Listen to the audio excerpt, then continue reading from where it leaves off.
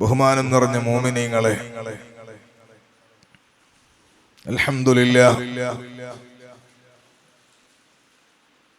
വർഷങ്ങളായി തങ്ങളുപ്പാപ്പ നടത്തുന്ന ഖുതുബിയത്തിന്റെ മജ്ലിസിൽ പലപ്പോഴായി സാധുവായ ഞാൻ തങ്ങളുടെ ഖിദ്മത്തിന് വരാനും മജ്ലിസിൽ കൂടാനും ഒക്കെ ഭാഗ്യം ലഭിച്ചിട്ടുണ്ട്.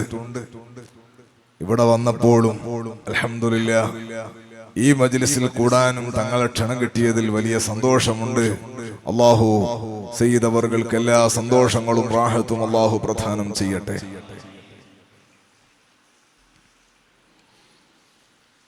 നമ്മൾ അല്ലാഹുവിന്റെ വളരെ പാവപ്പെട്ട സൃഷ്ടികളാണ്.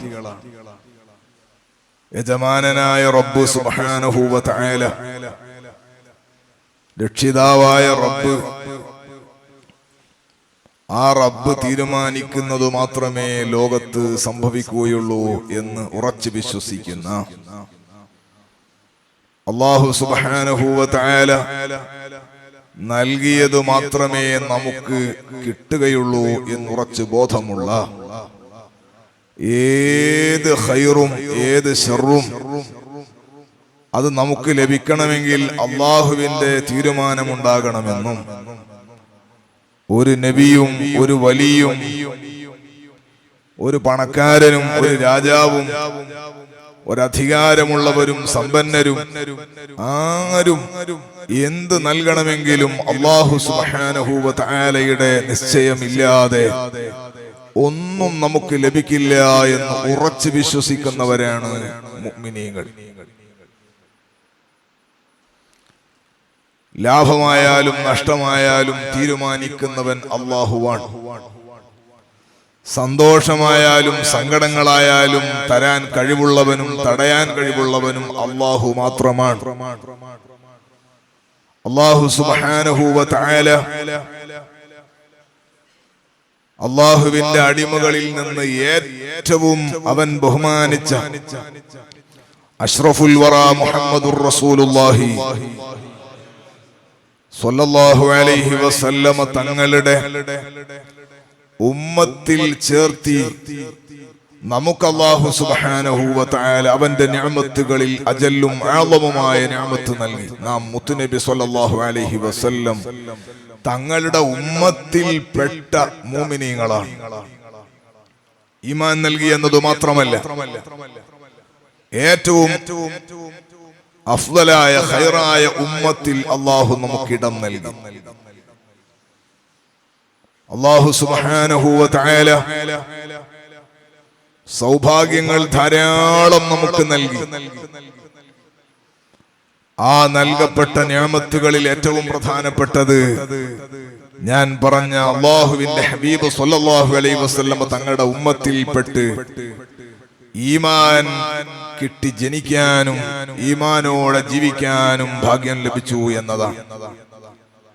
ഇനി ഈ ലോകത്ത് നിന്ന് പിരിയുന്ന സമയത്തും നല്ല തെളിഞ്ഞ ഈമാനോടുകൂടി പിരിയാൻ കഴിയണം. അതിനാണ് മജ്ലിസുകൾ, അതിനാണ് ദിക്റിന്റെ ഹൽഖകൾ, അതിനാണ് മുത്തുനബി സ്വല്ലല്ലാഹു അലൈഹി വസല്ലം തങ്ങളോടുള്ള മഹബ്ബത്ത്, അതിനാണ് ഔലിയാക്കളെ പിടിക്കുന്നത്. ഇന്നല്ലാഹ മഅല്ലദീന തഖൗ വല്ലദീന ഹും മുഹ്സിനൂൻ. അല്ലാഹു തആല തഖ്വയുള്ളവരുടെ കൂടെയാണ്, ഇഹ്സാൻ ചെയ്യുന്നവരുടെ കൂടെയാണ്, നന്മ ചെയ്യുന്നവരുടെ കൂടെയാണ്. അവർ അല്ലാഹുവിന്റെ ഔലിയാക്കളാണ്. അലാ ഇന്ന ഔലിയാ അല്ലാഹ് ലാ ഖൗഫുൻ അലൈഹിം വലാ ഹും യഹ്സനൂൻ അല്ലദീന ആമനൂ വകാനൂ യത്തഖൂൻ. തഖ്വയുള്ളവർ, ഏറ്റവും നല്ല കമാലിയത്തുള്ള ഈമാനും തഖ്വയുമുള്ളവർ അല്ലാഹുവിന്റെ ഔലിയാക്കളാണ്. നമ്മൾ ഗൗസുൽ ആദം തങ്ങളെ വിളിക്കുന്നത് നമ്മുടെ ഈമാൻ വർദ്ധിക്കാനാണ്. ഗൗസുൽ ആദം തങ്ങളെ വിളിക്കുന്നത് അല്ലാഹു സുബ്ഹാനഹു വ തആല ആദരിച്ച മഹാന്മാരെ ആദരിക്കുന്നു എന്ന അർത്ഥത്തിലാണ്. ഗൗസുൽ ആദം തങ്ങളടക്കമുള്ള മശായിഖുമാരെ നമ്മൾ സ്നേഹിക്കുന്നത് ആ മഹാന്മാര് നടന്ന വഴിയിൽ അവരെ പിന്നാലെ പോയി നമ്മുടെ ആഖിറം വിജയിക്കാനാണ്, അല്ലാഹുവിലേക്ക് അടുക്കാനാണ്. അല്ലാഹു നമുക്ക് ഭാഗ്യം നൽകട്ടെ. ബഹുമാനം നിറഞ്ഞ മുഅ്മിനീങ്ങളെ, നമ്മുടെ എല്ലാവരുടെയും ജീവിതത്തിന്റെ ലക്ഷ്യം ദുനിയാവിൽ കുറെ കാലം ജീവിക്കുക എന്നത് നമ്മുടെ ലക്ഷ്യമല്ല. ലക്ഷ്യം വേറെന്തോ ആണ്. ആ ലക്ഷ്യത്തിലേക്ക് പോകുന്ന നമ്മുടെ സഞ്ചാരപഥത്തിൽ ഇറങ്ങി താമസിക്കുന്ന ഒരു ഇടം മാത്രമാണ് ദുനിയാവ് എന്ന് പറയുന്നത്. ദുനിയാവ് കാലകാലം താമസിക്കാനുള്ളതാണെങ്കിൽ നമ്മുടെ മുൻഗാമികളായ ആളുകളെല്ലാം ഈ നാട്ടിൽ ഉണ്ടാകേണ്ടതാണ്. അങ്ങനെ സംഭവിച്ചിട്ടില്ല. ചിലപ്പോൾ നമ്മുടെ ഉപ്പ നമ്മുടെ മജ്‌ലിസിലുണ്ടാകും, ചിലപ്പോൾ വീട്ടിലുണ്ടാകും. വളരെ കുറച്ച് ആളുകളുടെ ഉപ്പാപ്പയും ചിലപ്പോൾ ഉണ്ടായേക്കാം. അത് വളരെ കുറവാണ്. അതിന്റെയും മേലെ ഒരു ഉപ്പാനെ കാണിക്കാൻ വേണ്ടി ഈ സദസ്സിലുള്ള ആളുകൾക്ക് ചിലപ്പോൾ കഴിഞ്ഞണമെന്നില്ല. ചെറിയ മക്കളെ കുറിച്ചല്ല ഞാൻ പറഞ്ഞത്. 1 വയസ്സുള്ള 2 വയസ്സുള്ള കുട്ടിക്ക് ഉപ്പയും ചിലപ്പോൾ അതിന്റെ ഉപ്പയെല്ലാം ഉണ്ടാവും. സാധാരണ ഇപ്പൊ നമ്മളൊരു പ്രായത്തിലുള്ള ഒരു 10, 45, 40, 50 ഒക്കെ വയസ്സുള്ള ഒരാളെ സംബന്ധിച്ചിടത്തോളം ഉപ്പ ഉണ്ടായേക്കാം, ഉമ്മ വീട്ടിലുണ്ടായേക്കാം.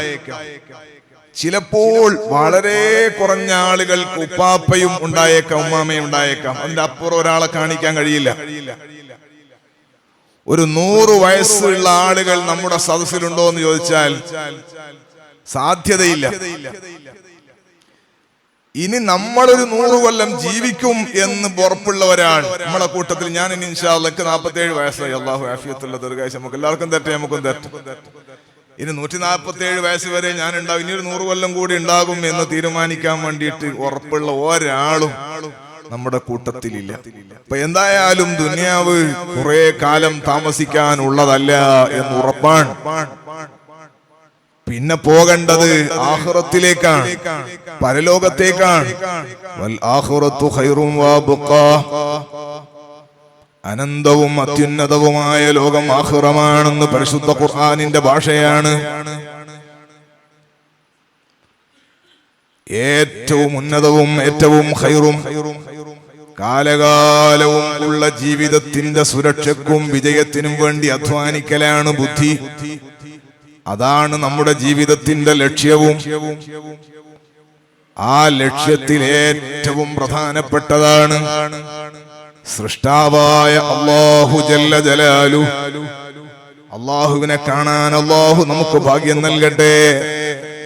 കണ്ണ് തന്ന റബ്ബ്, കാത് തന്ന റബ്ബ്, സംസാരിക്കാൻ നാവ് തന്ന റബ്ബ്, ആലോചിക്കാനും ചിന്തിക്കാനും ബുദ്ധിശക്തിയും ഓർമ്മശക്തിയും ഒക്കെ നൽകിയ റബ്ബ്, പ്രവർത്തിക്കാൻ കൈകാലുകൾ തന്ന റബ്ബ്, എല്ലാ സന്തോഷങ്ങളും തന്ന അജയ്യനും പ്രതാപശാലിയുമായ അല്ലാഹു അല്ലാഹ്. ആ റബ്ബ് സുബ്ഹാനഹു വ തആല ഏറ്റവും വലിയ സന്തോഷമുള്ള സ്ഥിതിയിലാ. റബ്ബിന്റെ റഹ്മത്ത് ഒന്ന് കാണണം, അല്ലാഹുവിന്റെ പരിശുദ്ധമായ ലിഖാ ഒന്ന് കിട്ടണം. ആ റബ്ബ് സുബ്ഹാനഹു വ തആലയുടെ ഹബീബായ സയ്യിദുൽ വജൂദ് മുഹമ്മദുർ റസൂലുള്ളാഹ്.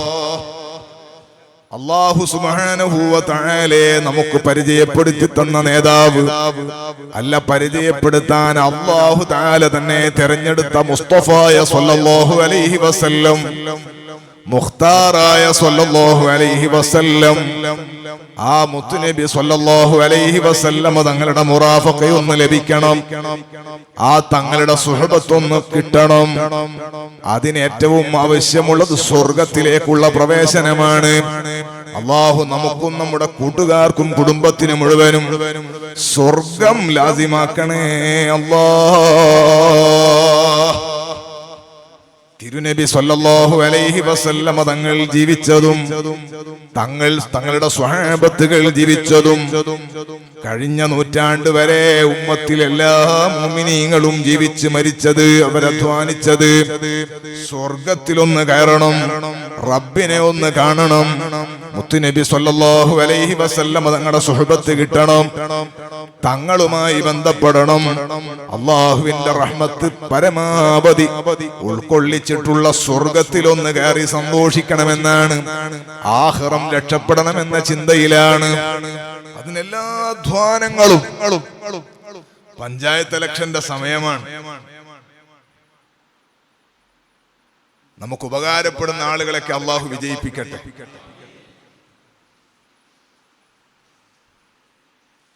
അല്ലാഹു സുബ്ഹാനഹു വ തആല ഈ ഉമ്മത്തിന് രാജ്യത്തൊരു ബുദ്ധിമുട്ടും വരാത്ത നിലക്ക് സന്തോഷമുള്ള റൗഫത്തുള്ളവരിലേക്ക് രാജ്യത്തിന്റെ ഭരണം അല്ലാഹു തആല ഏൽപ്പിക്കട്ടെ. എല്ലാ നാടുകളിലും ഈമാനുള്ളവർക്ക് അല്ലാഹു തആല സുരക്ഷയും കാവലും നൽകട്ടെ. നമ്മുടെ രാജ്യത്തിന്റെ യശസ് അല്ലാഹു ഉയർത്തട്ടെ. രാജ്യദ്രോഹികളെ അല്ലാഹു സുബ്ഹാനഹു വ തആല അമർച്ച ചെയ്ത് നമ്മുടെ രാജ്യത്തിന്റെ പൂർവകാല സന്തോഷം അല്ലാഹു തആല തിരിച്ചു നൽകട്ടെ. എന്തോരം പ്രവർത്തനങ്ങളാണ് മാഷാ അല്ലാഹ്. പാർലമെന്റ് ഇലക്ഷനേക്കാളും കുറച്ചും കൂടി ഒരുങ്ങണ തെരഞ്ഞെടുപ്പാണ് ഈ പഞ്ചായത്ത് തെരഞ്ഞെടുപ്പ്. എല്ലാ സ്ഥലത്തും ഭയങ്കര ഉഷാറാക്കി. ഞാൻ രാഷ്ട്രീയ പ്രസംഗം നടത്താൻ വന്ന ആളല്ല, ഞാൻ എന്റെ ആത്മീയത പറയാൻ പറഞ്ഞത്.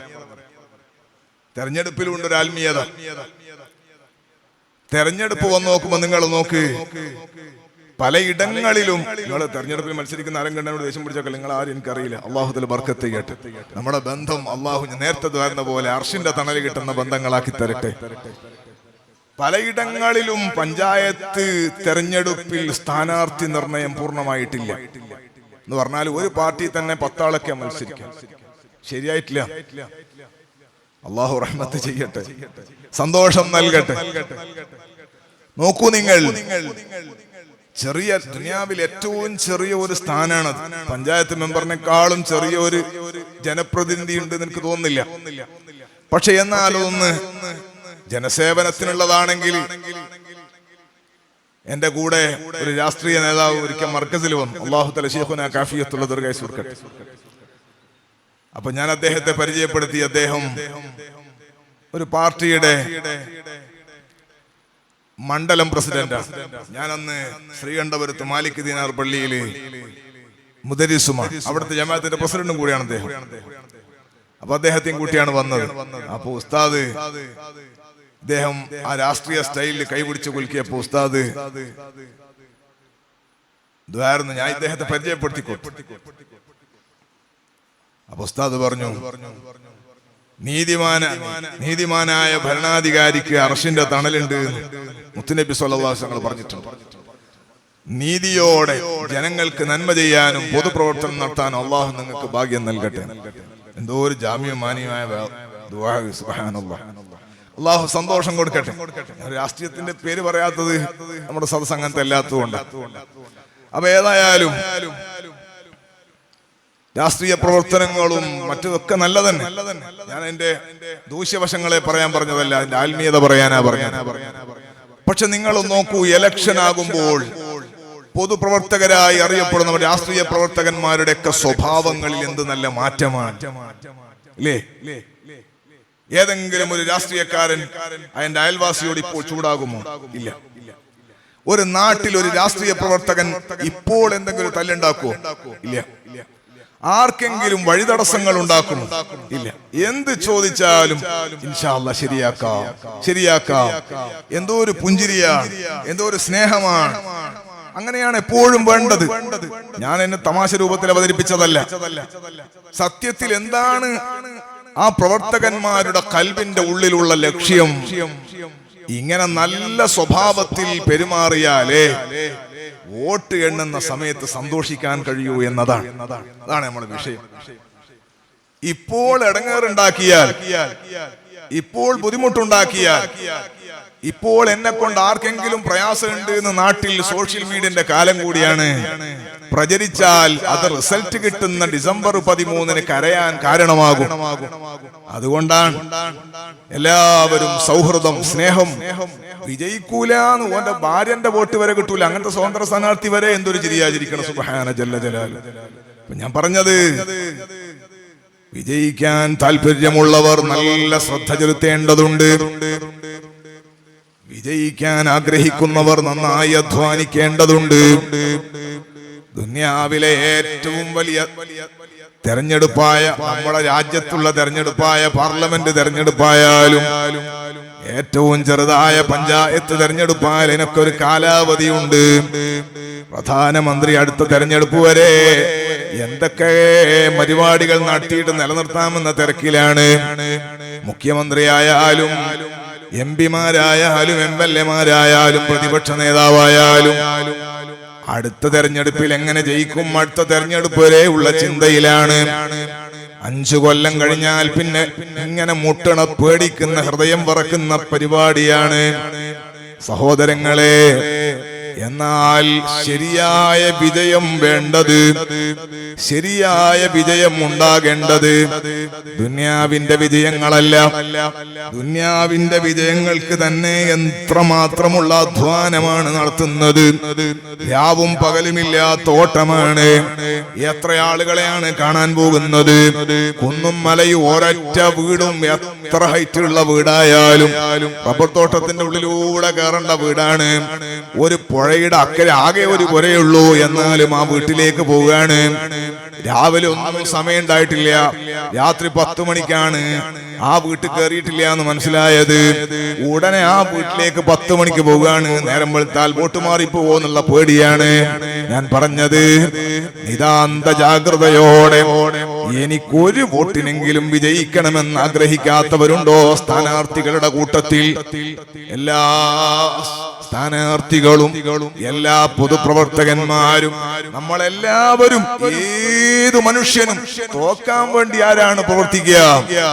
എല്ലാവരും വിജയിക്കാനല്ലേ ആഗ്രഹിക്കുന്നത്? മോനെ, എന്നാൽ ഏറ്റവും നല്ല വിജയം വേണ്ടത് നിലനിൽക്കുന്ന ലോകത്താണ്. നിലനിൽക്കുന്ന ലോകം ആഖിറമാണ്. അതിന്റെ ആത്മീയ വശങ്ങളെ കുറിച്ചേ നമ്മുടെ സംസാരമുള്ളൂ. നിലനിൽക്കുന്ന ലോകം ആഖിറമാണ്.